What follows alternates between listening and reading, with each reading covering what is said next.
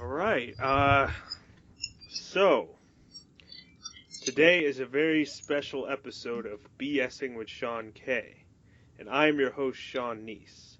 Today, it has been 2 years of the show BSing with Sean K, and I'm having a very special episode where I'm bringing on various guests I've had throughout the show's existence, and I'm going to start with my first guest, who was the first ever guest on my podcast, and he is Alex Rawoski.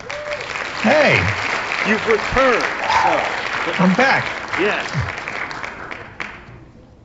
So what's changed in your life since you were first on the show 2 years ago? Well, I've changed apartments like 3 times, and now I do the animation myself. I no longer just tell somebody to do something for me. I just talk to the client and do it myself. And not working in an ad agency anymore. Remember we talked about kind of a conflict. I've always been against the establishment and all the punk stuff, but then I'm just working for ad agencies selling beer and all the things I don't believe in. And now I do a lot of like independent film stuff, some music videos, and I'll still take whatever jobs I can get, but it's way more variety. It's not uniformly terrible clients. And would you want to find, I guess at some point you'd want to find something more steady, like if you could, what would you want, like as a more steady thing, if you could have anything? I mean, yeah, I definitely want something steady, but, I'm no longer in that beggars can't be choosers mentality. I mean, I'm doing fine freelancing. I can always improve, but if I find something that, would be good enough conditions that wouldn't be so crazy around the clock, then I could take that, and I would prefer if it's not for some kind of cause I don't believe in. Ideally, I still have that same goal as last time we talked, where, I want to build myself up and then see if one day I can apply that to like a nonprofit or anything that's trying to make a positive difference in the world. See if I can bring something to that and help out and make a difference. So, why don't we talk a bit about how the first episode came to be? Well, I just remember you talking about your idea for the podcast, and you wanted a first person to talk to, and we're close. So I had just moved into the city. I think I was in my first tiny apartment, crammed into the corner. And you wanted to talk, and we had a Skype call, and that was it. Were you surprised that we're here like 2 years later? Well, I mean, usually when you start something, you're pretty serious about it. So I'm not surprised you're still doing it, but it's surprising to see the direction that it's going in and how it's taken off and the crazy guests that you've been having on. You start off with just like some guy, and now you're talking to these like YouTube celebrities and these amazing people with really interesting opinions. I feel like every person I've interviewed has enhanced my life in some way because I've gained some kind of new perspective. Mm-hmm. About things, new idea, a new way of looking at things, and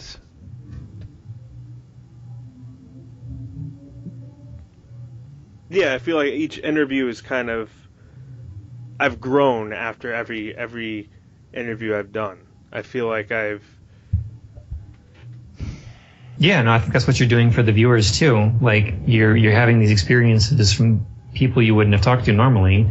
You get a new perspective. You can take, what sticks with you and leave what doesn't, and kind of grow as a person. And everyone listening gets to hear these things too. That's the cool thing about this podcast, that everybody's kind of communicating and getting ideas that they wouldn't have heard before, and seeing what they like. So anything you want to say, final things you want to say about 2 years of BSing? I just recommend that everybody listens to this and gets some different perspectives, grows a little bit, and anyone listening should probably try to make something in their own way. Everyone has different skills and talents. Maybe it's not the same, but somebody should do something involved. All right. Well, thank you very much for coming on again after these 2 years. Anytime. Yeah, it was fun to reminisce, and I hope we have like a 20-year anniversary of this show at some point or something. I don't know. Me too. I'll be there. Yeah. All right, so my next returning guest for this 2 years of BSing special is Laura Daligan, the psychic Wicca expert and artist. Hello. No, it's a pleasure. Yeah, she's gonna do a reading of me and about me and the podcast. So. Yep, cool. Okay, so the first ones are some cards for you for your near future. For what's coming in for you? What's your star sign again? By the way, I like star signs. Taurus. Cool. Yeah. Okay, so this is for you for the near future. Ah, cool. Okay, so I think this might involve the podcast as well, but it's personal goals and journey exploration. The first card you have there is a Three of Cups, so that's celebration. So abundance, joy, celebration. It's a bit of I know we're talking about the birthday of your show, but it feels like it is a time of success, abundance, and relishing in the good things that are coming your way. There's a kind of a very light energy and a bit of a harvesting of what you've done and achieved. So often with the Three of Cups, we've got a few cups raised there as well. And you've got on this deck of cards, you've got cranes, which are kind of guides for life, death, rebirth. So it could be a celebration of a phase of your life. You're coming into a new phase as well. But it's interesting because after you go through the celebration, maybe it's about the podcast. It could be just a personal sense of this time of your life. You're having a success and you're feeling quite happy with yourself about it. It's interesting because you go to a place of feeling a little bit flat after that because you're needing new challenges. And it feels like it's almost like the card says boredom on it. I don't really like reading the words on things sometimes, but it sometimes feels things may seem good for you, things may seem positive, but you're not feeling satisfied, or there's things that are feeling a little bit flat. So this is a good sign to take on board, right? I could continue doing what I'm doing because it's making me feel, secure. I'm feeling I've got what I want in life with this, but the sense of feeling a little bit flat, a little bit lacking in the excitement. And that's why afterwards we have the Fool card, which is one of my favorites. It's not a bad card. It's not about being foolish. But actually in this deck it's called the Wanderer. And it's about taking a chance, taking a new journey. You're going to get quite excited about new projects, new ideas that are coming in for you. And I feel you're taking quite a huge leap into the unknown, but in the best way possible. It feels very, very exciting. So it feels like a whole new phase of your life is starting. So just after a time of feeling quite flat and you end up in a space of, I am now going to make this epic adventure. I'm going to do this new start for myself. So I feel that's in around about a 3-month period. So you go from celebration, woohoo, to a bit, to suddenly turning quite a huge new chapter in your life, I think, in quite an exciting way. That's you. Let me pull a couple of cards for the podcast as well. I think it's kind of linked to the podcast, but I'll pull a couple of cards for the podcast as well for the future of your podcast. Well, I feel like it's great because you've got the Ace of Stones there, and it feels like a bit of a landmark. Getting to 2 years is pretty epic, and it's a bit of a landmark, and it's become a foundation. It's become a strength for you and a earthing point, quite a focused, strong place. I feel like you've got with the Page of Cups there. There's more emotion, there's more flowing. It's like you now can experiment more. You're going to take it in new directions, but it's like you're following your heart a lot more. You've set up something which has become quite a strong and solid entity. And I think you're going to have some adventure. Maybe even it could be traveling in some way, but it feels like taking things out in a new journey for you. And also then you've got the King of Arrows, which is often the King of Swords, as a kingfisher, darting new ideas. I think it links in with the Fool part that I think it's very exciting plans that are going to really be quite fun for you for this to grow. But it feels you're involving more people and you're letting it flow in a more personal way, I think. Oh, cool. So that's I guess that's the future or of BSing. Yes, BSing. You've made kind of a strong, grounded point and you've worked really hard at that.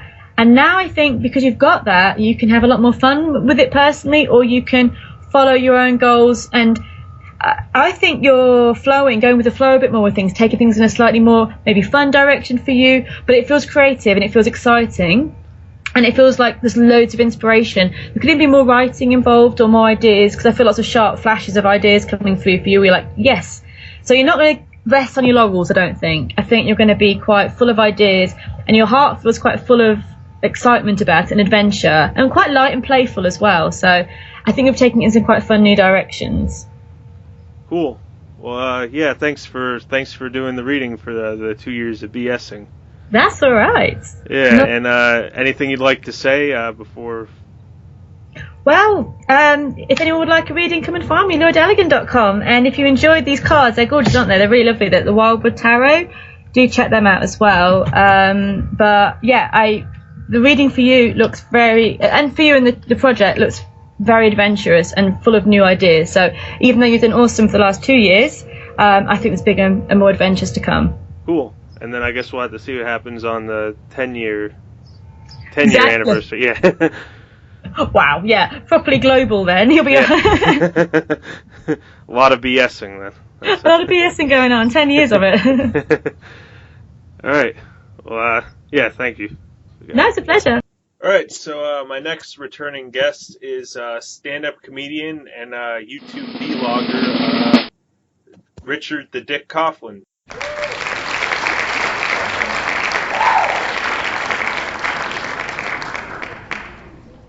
So thanks for coming back. It's a pleasure, sir, as always. And so what can you update us on? What's been going on with your comedy and your videos since we last heard from you? I think it was last July. So. Yeah, well, last time, last July, it would have been before. Since then, I've written a new show, a new stand-up show, which I've done it a few times over the country, but I've done it recently in Brighton, the comedy festival there. I'll be doing it at Camden in the Camden Festival. I'll be doing it at Hull at the end of the year. I'll be doing it at Edinburgh next year. Unfortunately, I couldn't go to Edinburgh this year for the festival, which is on now. That's the main thing. But other than that, it's been I've been fortunate. I've since the last time I've managed to go a whole year without losing a YouTube channel, which is a bonus, obviously. And I'm still doing the podcast, Left Wing Propaganda podcast, which is done amazingly well. I was when I started doing that, I was surprised how well that kicked off. So, but that's been I think I'm up to nearly 18,000 downloads on that now. So that's all going well. But the main thing since the last time is that I started writing a new show around August. It's called Anti-White PC Manginas Activate. The usual sort of generic title for me. And yeah, I started writing that around August. Performed it in October, and it's ready to go now. It's just unfortunately, like I said, I couldn't get to the Edinburgh Festival this year. But that's the main thing that's been going on since the last time. So you've already performed it live. You're just kind of expanding.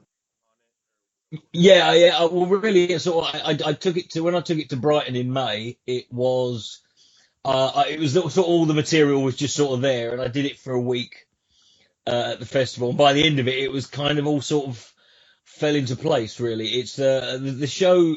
It's I mean, I've always done bits about the internet in my shows, obviously, being on the. But now the thing about this show is it takes the sort of idea. I'm discussing the same sort of issues that I normally discuss, the same sort of social, political issues, etc.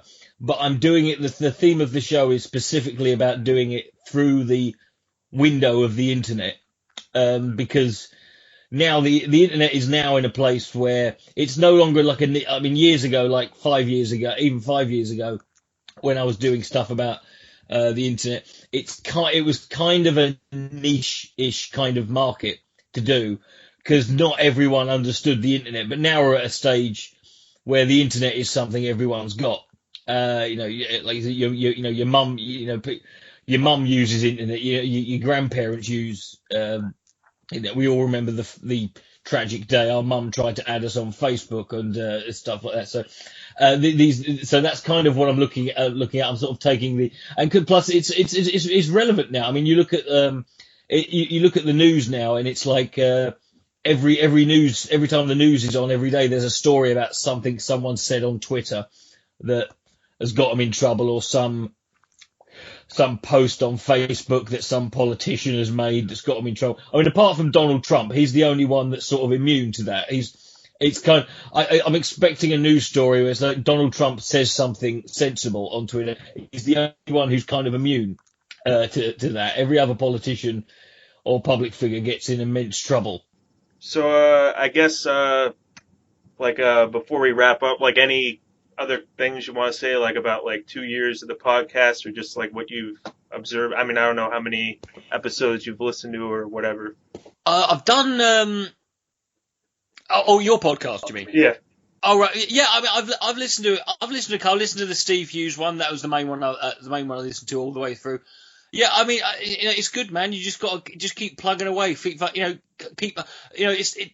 Doing stuff like this. It's all about sort of hustling, and it's like I run a gig. I run a gig in a stand-up gig in Croydon, in South London.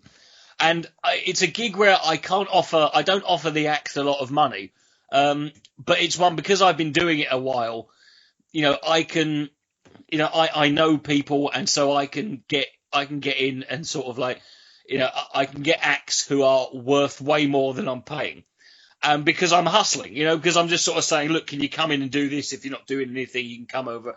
And that's what you got to do with this, man. If you just stick it, you've had some really good guests on here. I'm not going to include myself in that, but if you've had some good guests, and you've had some good interviews on here, and you've had some interesting people, different types of people. You had, there was a woman who was an artist on it. I can't remember her name now. It escapes my mind, but but you just go out there and find different people, and just find community, and then occasionally, once in a while, just go and ask it. I mean, there's no harm in asking people. I mean, do you remember there's that thing earlier this year? Barack Obama ended up on some random guy's podcast. It was I'm not saying you're going to get Barack Obama. That's just don't get your hopes up that high. But what I'm saying is, there's no reason why you can't get people involved. I mean, I've done it before when I've made years ago. When I was involved in a few people who were making films and that and documentaries, and you just send an email off and say, we do this. Would you have this time spare for that? And people will say yes to it. You'll be amazed what you can get people to talk about. And as long as you've got a direction for it, that's what I think. That's what people will come for. All right. Yeah. Well. Yeah, thanks for coming on for the 2 years of BSing special. It's been an absolute pleasure, sir. And so maybe we'll be doing like a 20-year anniversary at some point. If I'm still alive, yeah. If I'm still here, well, let's hope so. Let's try and make it a 5. Okay. Okay. And all right. So my next returning guest is Christopher J. Smith. I interviewed him on episode 12 of this podcast. And thanks for coming on to the 2 years of BSing episode. Thanks, Sean. It's good to be on. Thanks for inviting me back. Yeah, no problem. So what can you tell us about what you've been doing since we last heard from you? What are some of the updates? Yeah, I think the last time I spoke to you, I think we had a Sedona retreat coming up. And so we did that in March. That's through Collaborative Consciousness, which is a guy that I work with called Nico Moscoso, who has a YouTube channel online called Scarlet Moon Online. He's an astrologer, tarot reader, and energy healer, if you will. So we did the retreat. It's in Sedona, and it was a good big success. Everybody got something good from the retreat, and so we've got 2 more coming up. One in August this year, and which is going to be in the UK, August 7th to the 10th of August, and then one in September as well, which is going to be in Washington State. So yeah, pretty cool. I'm just part way through writing my first book, which I'm not fully sure on the title yet. I've got a few titles in the works, but it's going to be a powerful book with lots of practices, meditations, contemplations, and I hope to have that out definitely before the year is out. So yeah, and just been pretty busy with different stuff, some business ventures and things. So yeah, it's all been good. And has this book been in the works for a while, or how long have you been? Not really. It's to be honest, I'm not the best writer in the world, or it's not something that, should I say, that comes natural to me, and it's not something that I particularly enjoyed. But since I've been doing the book, I really am enjoying it, which is good. So it's not something that I kind of planned. It's something that had been in my mind on and off throughout the years, but I think now is the right time for everything to kind of come together for me to kind of put everything that I've kind of learned and experienced and put it within this book and make it accessible for people so that it's a powerful tool. It's going to be like a pocket book that people can take with them everywhere, whether it's work, in meditation, in contemplation, at home, wherever it is on the travels, and to really get them in touch with, the deeper nature of who they are, and also in touch with their life purpose, or a life purpose. So, is it gonna go into like your life experiences and your own spiritual journey? Is it gonna just be more what you've learned, like on a universal level? I think it's going to be more concentrated on getting straight to the practical. Get into the understanding what is inner awakening and what is this thing called life purpose, and getting straight to the understanding of that, and then the practices of that and the application of that. But there may be the odd kind of story in there of my own personal experiences, and there'll be a lot of other spiritual stories in there as well. So it's going to be a good, powerful, interesting, insightful book. So I'm looking forward to it. And where can people keep updated, like about this book and when it's going to be out and everything?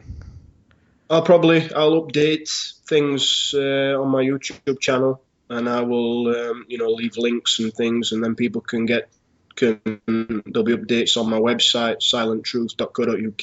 It will probably also be updated on collaborative-consciousness.com as well.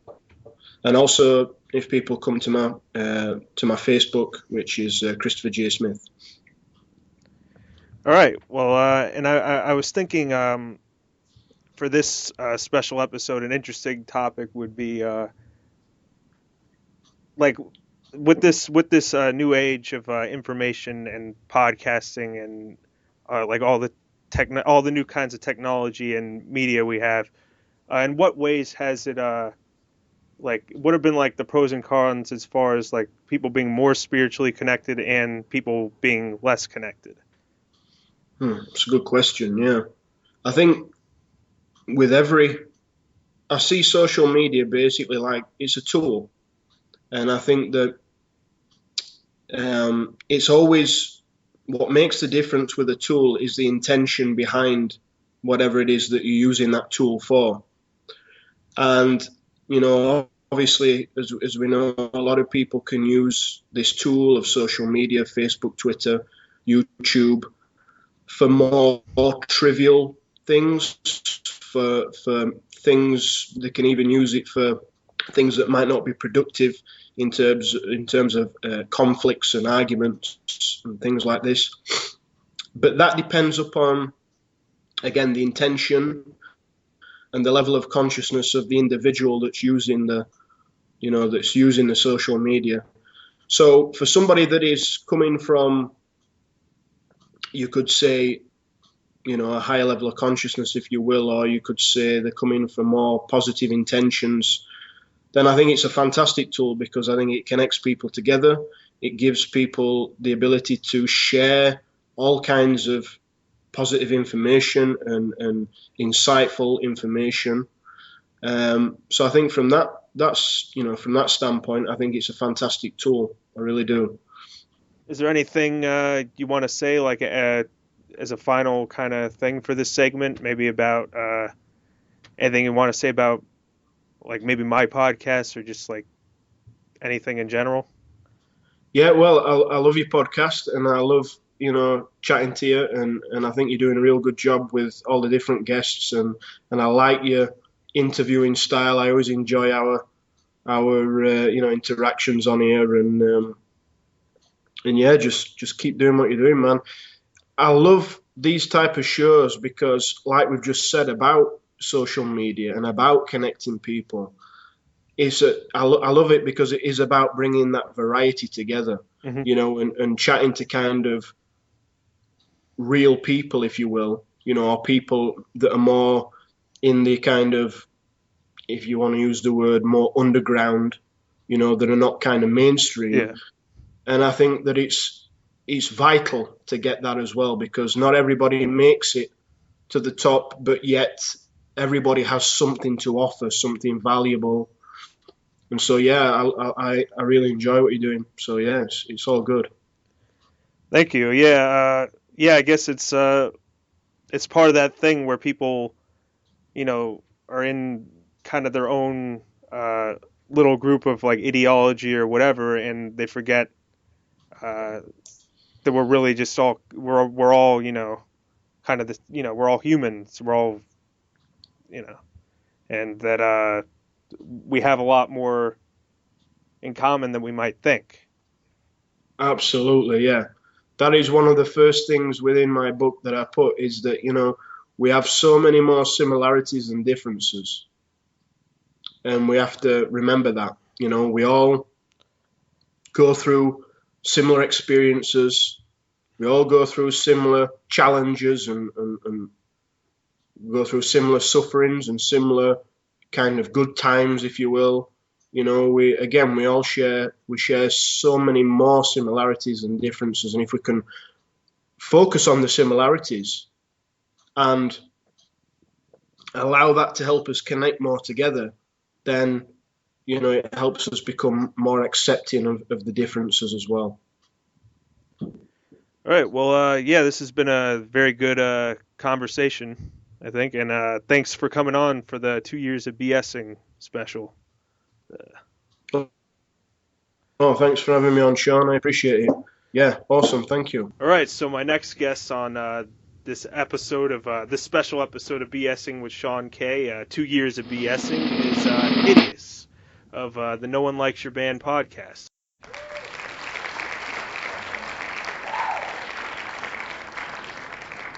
So thanks for coming on. Not a problem. Thanks for having me on again. This is like my third appearance on the show. I'm super excited. You've been my most frequent guest so far. Woohoo! So, what can you update us on as far as your music? I know you've since I last interviewed you, you moved more into rap with your style. Yeah. I don't know. I guess I'm just never satisfied, so I just kind of jump all over the place and I make all kinds of things. But like, moving on to like the whole hip hop thing, honestly, it was like, it was a decision that came from multiple factors. Of course, I just wanted to, keep making music. And while I am still active in MEH, it's just that MEH is a band that, like I tell people, we've been in our victory lap since 2013. So it's not a high priority project for any of us. It's done way more than we ever imagined it would. So we just kind of do our own things and we work on MEH stuff gradually. But I wanted to keep making music and I wanted to make sure I could perform it live. So I was like, what can I perform live as just one person? And I was like, well, it's hip hop. And when my friend Crocker, who was a pretty known hip hop artist around here, when he passed, I was kind of feeling like I wanted to do something to show respect to his legacy and just kind of, for lack of a better way to put it, just kind of pick up the torch, you know, and so it was like those two things. And basically, like, I just have a lot of fun making beats. Like, that's kind of what I've been doing that in my spare time for as long as I can remember. So basically those three things, I just went, fuck it, I'm a rapper now. So would you say like there's more expression in the hip hop, like more getting your thoughts out than there was with the metal stuff you did? Yeah, it is, because like, I mean, with all the metal stuff, like, you can't really understand what I'm saying, and even if you did, the lyrics are all very cryptic and you know, really vague, and you're like, what the hell is he talking about? And but like with hip hop, it's like, especially like the style that I'm doing, it's not I don't want to say it's like anti-mainstream, because it's not really anti-anything, it's just me. But like, it's like a it's not trying to be anything else, really. Yeah, it's like, I feel like it sums it up pretty well in this one line I got in a song. It says, it would be a disservice to not just say how I feel. And it's like, I feel like that's missing in hip hop. And that kind of goes back to the whole thing, like kind of carrying the, like, picking up the torch or whatever from Crocker. Because, I mean, he always said exactly what he felt, no matter if, you know, it pissed some of his family members off, or if it got him blackballed in the local industry, so to speak. Like, he always said exactly how he felt, and that's how I always felt hip hop should be. It's not, I mean, you know, if you're out there getting money and everything and you rap about getting money, cool, whatever. But if you're broke as hell and you're talking about getting money, that's fake. That's fake. So it's like, I'm not rapping about stuff like that. I'm rapping about self-discovery, like trying to find yourself and trying to find your place in life, and being, you know, broke and frustrated and doing everything yourself. Like, I'm just rapping about my life, you know. And it's like, and I feel like it went right along with the whole, you know, writing thing that I do from time to time. Like, people have said they enjoy my stuff as a writer, so I'm like, well, if you like reading what I write, then theoretically you should enjoy hearing me say these same things in a rhyming fashion over a crazy beat that I made.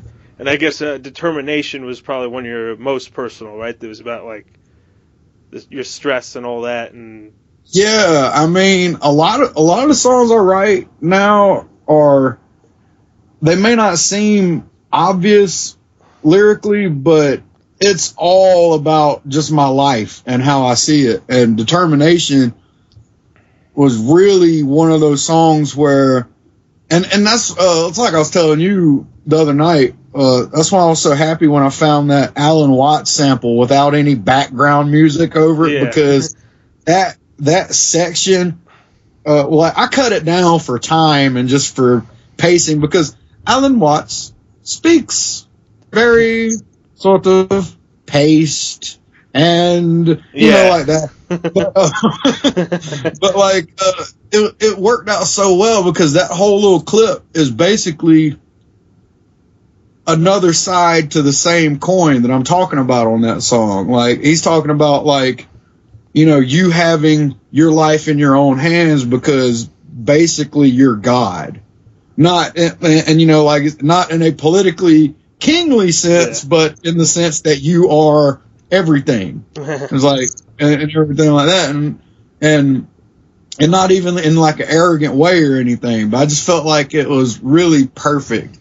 And, yeah, that whole EP, Man Possessed, I mean, I don't know if concept EPs are a common thing or whatever, but yeah, that's like it's a conceptual EP.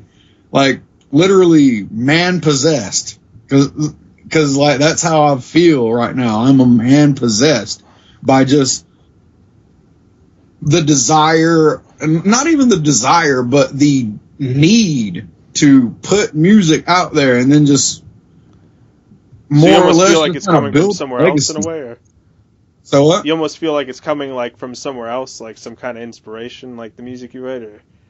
Dude, I've pretty much always felt like that. Like, the stuff that I write, like, even when I was first starting out and it was all terrible, like, I would write something and then go back and read it and went like, damn, I wrote that?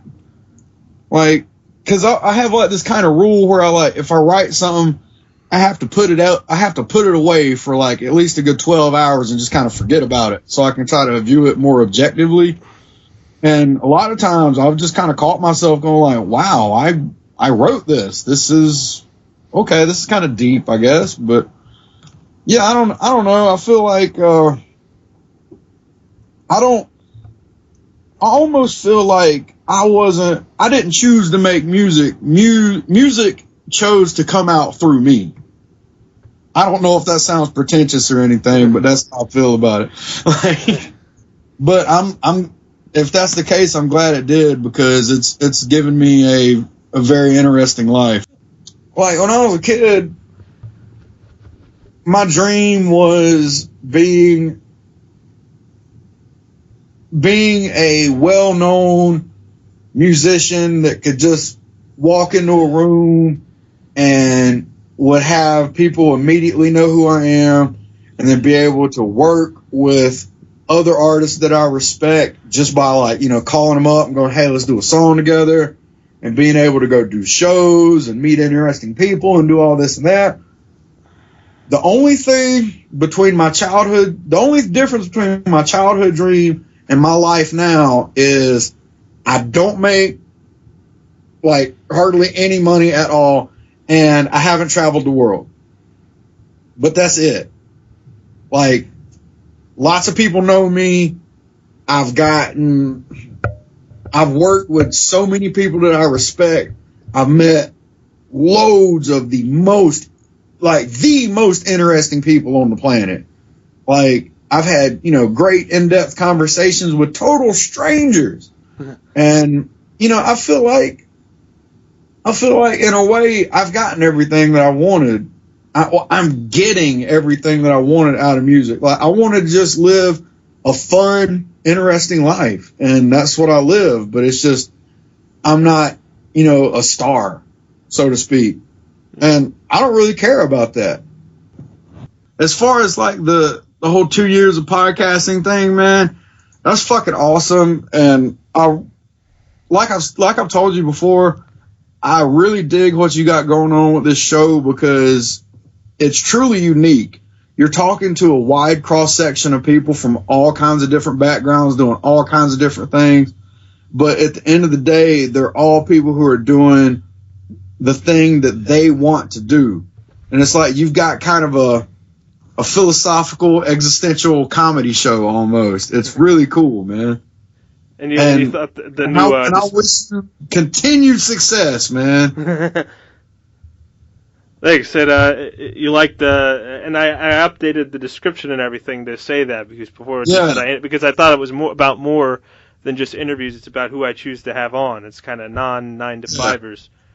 Yeah, I think you really nailed it, man. And it really kind of made me rethink my own life in a way, because I'm like, wow, I guess I am kind of living the non-traditional lifestyle, doing my own thing. So, I mean, in a way, that was almost kind of a confidence boost for me. I was just like, oh, cool, yeah, I'm doing my thing, yeah, I'm living life my way, damn it.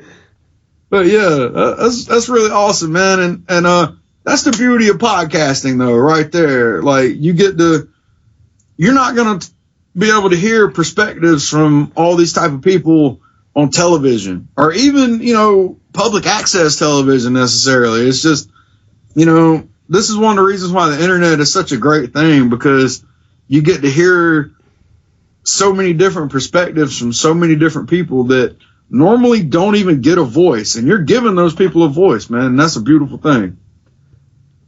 Yeah. Cool. Yeah. But any final things you want to say? Man, shout out to everybody out there supporting independent media. Y'all make the world rotate, and y'all are awesome people. And basically, get out there to a show. Go see your local artists. I don't care if they do stand-up comedy or poetry or whatever. Get involved in your local music scene and buy my album, tgtapes.bandcamp.com. Go buy some of the other stuff on that label. It's all really cool stuff. Check out my podcast, nolyb.com. Make sure you continue listening to BSing with Sean K, because it's the shit. And, yeah, basically DIY or die. I don't know.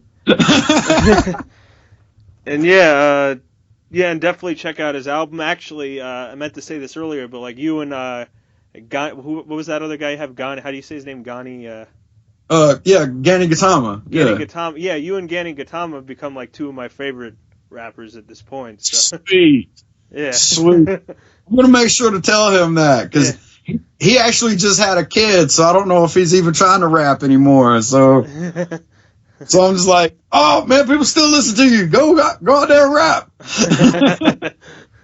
Yeah, he's dope though, man. He's real dope. All right. Awesome. Well, thanks for coming on for this special episode. And I appreciate it. I'm down to 1% right now on the battery. All right, so my next returning guest is my friend Jorge, who is an artist that goes by the name Nelio Bugallo.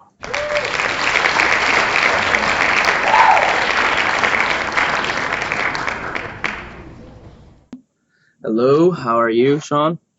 Good. How have things been since we last heard from you? Pretty busy. It not much has changed in the sense of what I'm doing. I'm pretty much doing the same things art wise, but there have been other projects in the works that I've been kind of like trying to incorporate and start. They've been concepts and ideas, but they're just adding to the list of things that I got going on. I'm hoping to open up the online store for my Jurassic Park fan art and stuff like that, and dinosaurs. Either late September or early October. Have it already, because I'm finishing off some of the products right now. I have a bunch of them that I posted on Instagram, and some people seem to really like what I'm doing, so I think I have like 2 pre-orders for like these wooden boxes I'm making that look like crates, like dinosaur crates, and they'll be engraved and wood burned, so it'd be really cool to put like just whatever stuff you want, like little jewelry box, but it'll say like live animal, whatever. You open it up, it has fake K in it. It's pretty cool little things and stuff like that, and then the custom toys and some exclusive posters that will not be found on the Redbubble site that I have going on right now, which sells shirts and posters and prints and laptop skins, all that type of things. But for that's what's been keeping me really busy, the whole Jurassic Park thing. I kind of put a pause on my paintings for the moment. I will start up on them soon, because I hope to have a good set collection to start up for next year and get some gallery shows rolling. But that's been just keeping me really busy, you know. And we've also had an idea to collaborate on like a graphic novel since the last. Yes, we have. It's this started out as a project that of a poem that I wrote a while back called Monsters, and it's about the real monsters that exist in our world, which are, you know, the people that not only harm humans but harm animals and any other life on this planet that's really it almost in that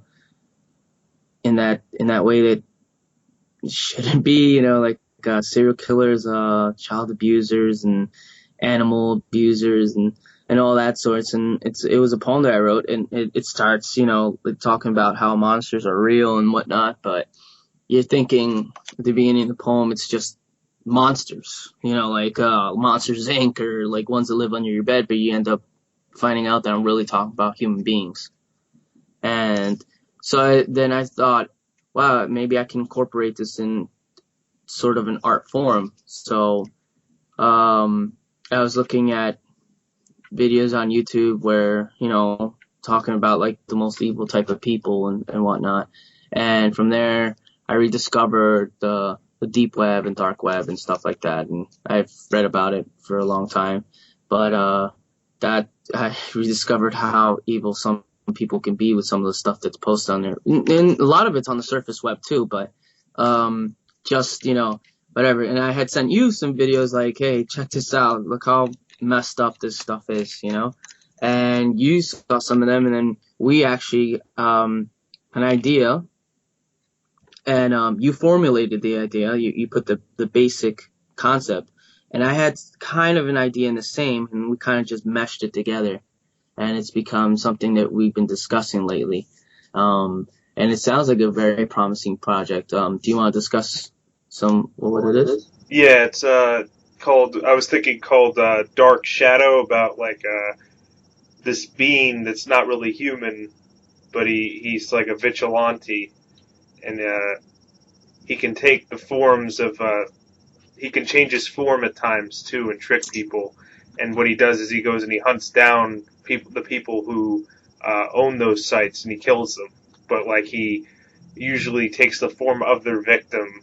I had a couple ideas. One would be like one of the people who runs those sites that abuses animals. He turns into like a pack of dogs and like eats the person.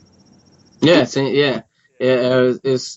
a pretty an awesome idea where we have this like vengeful type of being. And at first when we discussed it, like, oh, this guy or whatever, I thought, what if this thing that's hunting down these people that do this, not only sites, we can actually branch out from that to other people that do other things, is not even human. And that's where we got this idea of it being some being, because if it was human, it can be killed and it can be like manipulated and whatnot. But if it was like, I kind of think about it as almost like the Terminator, like he has that one thought in his networking and his process of thinking. It was just like kill. In the first one, it was kill Sarah Connor, and that's what he was gonna do. I mean, it's not gonna be there's not going to be a gray area in this. I would say, I don't want to do, I guess the gray area would be the killers. You know what I mean? I guess they would be kind of the gray area, showing that, human error and stuff and whatnot, but at the same time showing that they're, they can say something and they can say they can change, but most of the time it's just in their nature to be what they are. Just killers, like that. It'll be more discussed. It'll be, of course, more molded. This is all concepts and ideas that we're working on.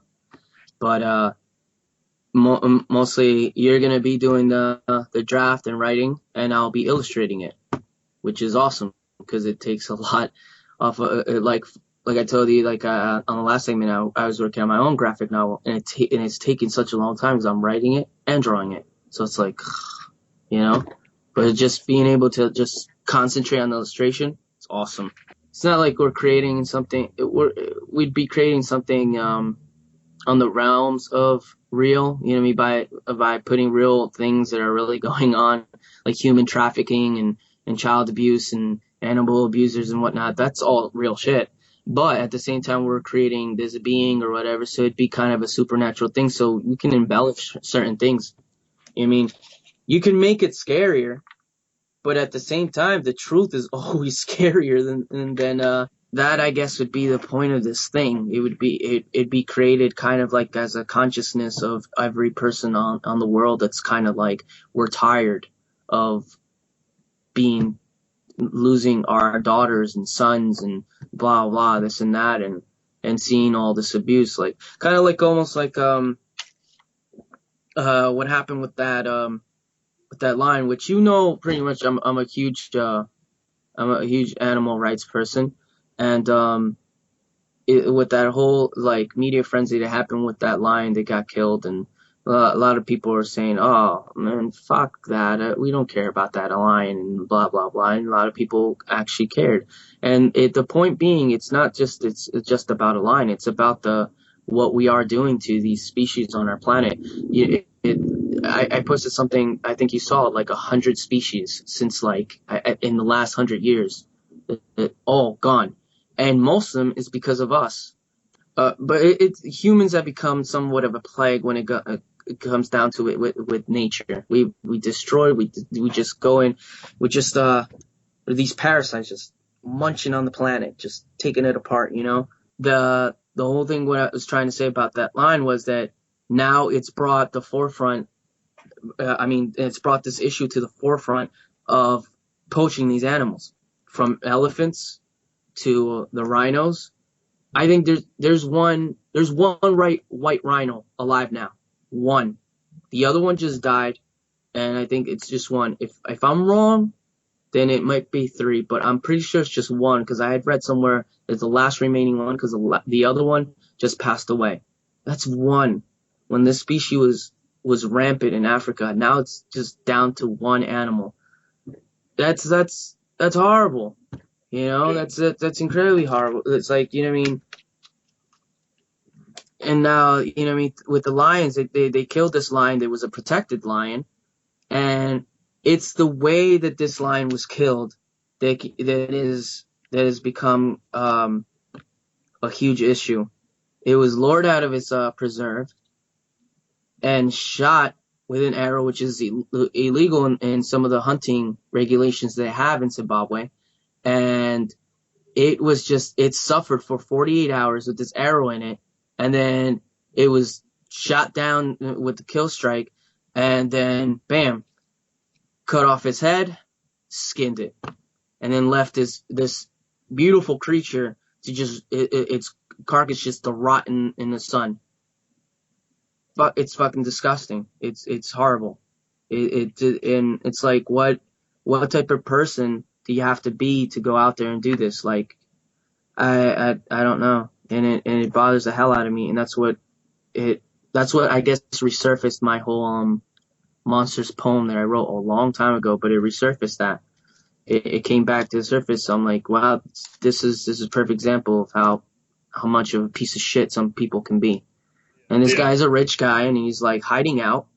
And I think some photos of him surfaced not too long ago, and he's fine. He killed this animal and whatnot, and he's killed other animals, and now it's become more relevant issue that everybody knows about. Anything you want to say about 2 years of the podcast, I guess, or when you were a more recent guest on the last episode? I like where I love how your show is progressing. How it's there's so many different minds that appear on here from so many different walks of life. It's freaking awesome.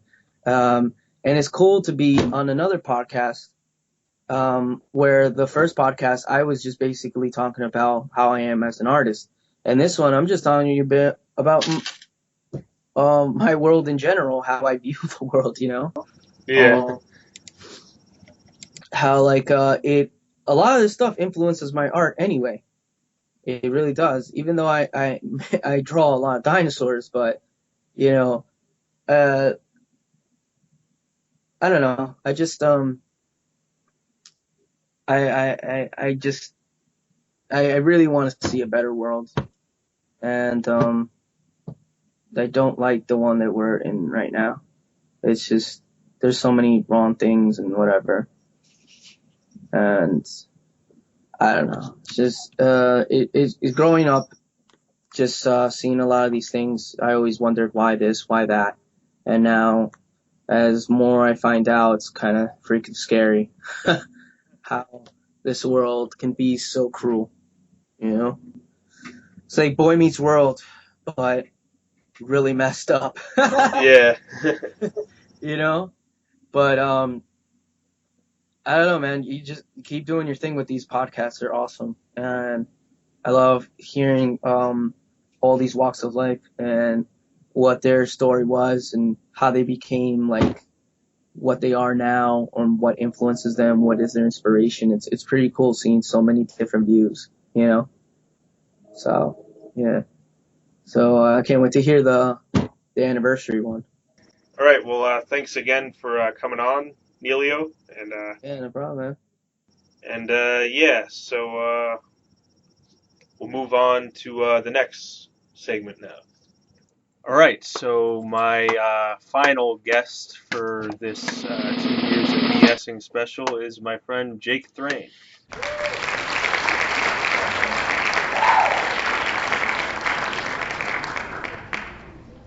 Sean, how's it going? Good. How you been? Just working, living the dream. Not really, but one day at a time, right? Yeah, so you've been one of my biggest promoters of this podcast. So. Yeah, I like the message of giving people who, even if they have a platform of their own to discuss their views, just anyone to have a medium in which to express their opinions and share what they're doing. I think that's a pretty righteous thing, and I don't see any reason why someone would not want to promote that kind of activity and help proliferate people's ideas and viewpoints on an equal medium. And you've helped me with some of the ones. You've gotten me the interview with Jeff Gillette and Jesse Bridges. Yep. And, yeah. Yep. Jeff Gillette that was one of those more interesting interviews. I was just doing work in his house, and this old surfer-looking dude. He actually worked on like several gold records and like did things with very famous musicians. It's kind of funny where you see like an average-looking person like that, and they've actually done like all this exciting. Yeah, they've had this extraordinary life, and the fact that they're still not trying to use those experiences to like further their own persona, but just kind of just sort of living in what's the term for it? Just living in peace and quiet, I guess. I don't know. It's eluding my mind right now. But it's cool to have someone like that, and then to give them the chance to relive like the interesting parts of their life and reflect on it, and especially and exposing them to an audience that or exposing an audience to them that would appreciate it. So that was like a little diamond in the rough right there. Yeah, I think. Yeah, and it was good to add like to the diversity too. It's like have someone of an older generation, because like a majority is like more younger people, I guess. Yeah, I mean a lot of the artists that he's worked with. I mean he did stuff with like BB King and like Frankie Valli and all that. But even to our generation, I mean, maybe not so much BB King, just because he has like he's kind of like transcend. He's like a David Bowie level. Yeah. Like even though you might not really be too familiar with him, he's such like a cultural icon that you are aware of his presence. But it was cool that just some of the work that he's done, and it's just cool to have people like that. Like you never know who's in your neighborhood and what they've done. It kind of, like I said, everyone has a story, and it's cool to give somebody a chance to tell it, especially if they're willing to, do so. And so, what do you think about like where the podcast has come from when it first started until now? I think it's made a solid trajectory in terms of like a progression. Maybe if you want to kind of put it like musically, for example, like you look at bands like ZZ Top and Gojira, both of you, as I'm sure you're familiar with, their sound hasn't really changed much since they first came out, but every album is that, like, they kind of knew what they wanted to do from the start, and they've just basically devoted their career to honing it and getting it to like what their initial, I mean, you have bands like Mastodon, where like if you look at what they first put out and what they are now, it's like night and day, like totally different. But like it's nice to see bands that are ideas that are almost full in their initial inception.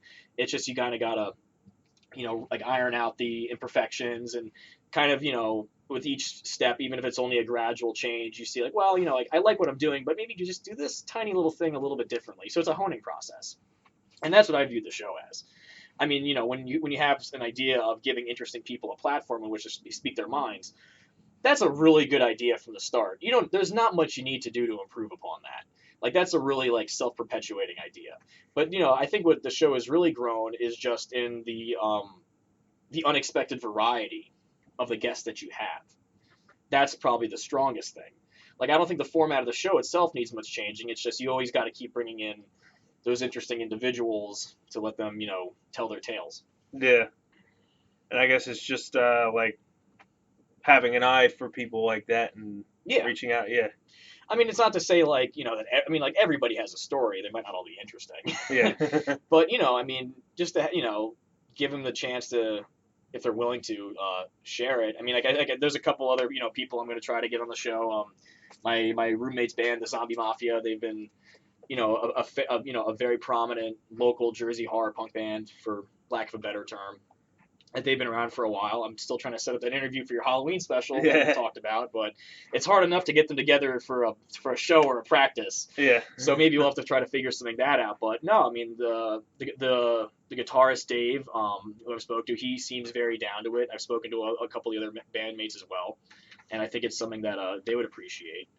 And then there's Jeff Grobe, who I think would be really cool to have on the show. The rock star turned. They did the song Brandy. When they were initially called Looking Glass, before they turned stars, and he was sort of like the rock star turned landscape architect. And I think that's, and he's, I've known him for years, and and you have too. He's always had really interesting anecdotes and stories to share. And plus, I mean, it would probably also be kind of cool to ask him about how many interviews he's done, if you think about it. Especially that, I mean, he's still active musically, but his mainstream career is like in a past generation, even though their influence is undoubtedly huge. I mean, you ask any sort of rock and roll band from the 70s and 80s, almost all of them with Stars or Looking Glass as an influence, which I think is actually like really, when you ask bands like Motley Crue and Poison and like all these guys, like who influenced you? And they're all saying this like little, this one old band that like not many people still realize. That's like, I think that's actually almost cooler than being like a big, a big time rock group. Yeah. So and we did an episode for number 13. That was the BSing episode, the double BSing episode. Yeah. Yeah, that was, like it's probably nice just to have like a free form hangout, chill kind of episode, just to break up. And that was kind of like the one that I recorded by mistake with Hideous for episode 21, with Sean Kane, Hideous philosophers. Yeah. Modern. Just chit chatting, solving the world's problems, one bit at a time, only to forget exactly what you said later. So have we answered life's biggest questions since that episode? I'm sure we have. We probably just like those late night alcohol induced philosophical conversations. It might have just gotten lost in the haze. But I'm sure if we look back to the episodes, there probably is the meaning to life, buried somewhere in there. Probably not 42, but yeah, it's something. And any final thoughts you want to say about the podcast or whatever? Stay tuned. There's, as long as the way I see it is, as long as there's interesting people in the world, which, I mean, it would be terrible to have a world without interesting people. I think this podcast still has potential to reach out to those folk and, like I keep saying, give them just a means of which to, talk and expose themselves to newer audiences and, just feel like they can come on and speak their minds. That's a huge, huge plus, especially when you have, and also I think you almost have like a cult following of your show. And it's a great thing because, when you have like a major like tabloid or news magazine, you're so afraid to like what you're going to say, like how it's going to be like presented and like misconstrued with a because you got to jump on what's like sensational or what appeals to the or you got to cater and edit it as such. Whereas with a show like this, there's like you said, there's no sensationalism, aspect to it, which I think is, it might not be as quote unquote necessarily exciting or slanderous, but it's, I view it as more personal, more honest, more authentic. And I think, that's really what interviews are supposed to be about. So, sorry if we're not talking about somebody's crazy personal life, but, is that really anyone's business, Yeah.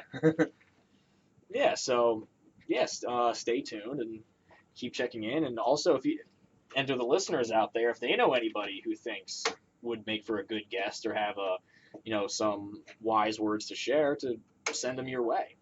Yeah, that sounds good. Definitely do that, anyone who's listening. So, yeah. All right, so that does it for this 2-year episode, this 2-year anniversary episode of BSing with Sean K. We hope to, hopefully there'll be the 3rd year one, and then as I said before, the 10-year and the 20-year one, and we'll see where it goes from there. All right.